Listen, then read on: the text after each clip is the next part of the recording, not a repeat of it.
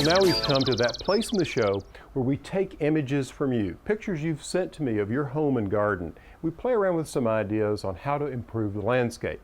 Today we have a picture from Kim in Missouri. Now what we have here is a charming cottage. Now Kim, I'll tell you, if it were mine, what I would do, I would go with a classic white theme here. So why don't we get started with just a few ideas. First of all, it looks as though this is a very tight staircase coming up, all right? That's fine, let's leave that. But what if we created some sort of flagstone with just natural flat stone that could go here to create a generous entrance? Now, I don't know what's coming around here, if there's a path or not, or on this side. You see, you could connect this quite easily around where you would come to this flagstone area.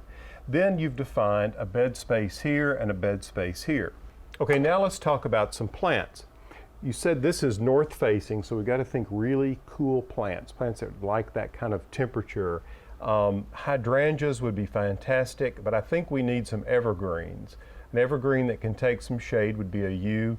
I would tend to punctuate the ends maybe with something like that, a yew or a hemlock, maybe a yew here. I think we definitely need to screen the AC unit here, so I would even bring some yews around. You can pull them out into the bed like this. That serves as a backdrop for some deciduous shrubs. And think about just piling in white hydrangeas all across here, all in here, like Annabelle's.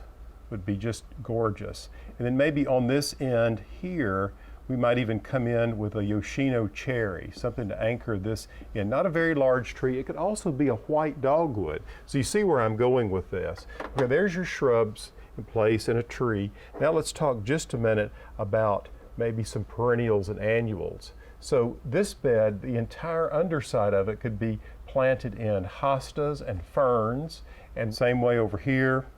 I'd like for you to explore using some of the little white impatiens. Each little flower looks like a rose. And then also some Heuchera has a very chartreuse leaf which can bring a lot of interest to a shady area.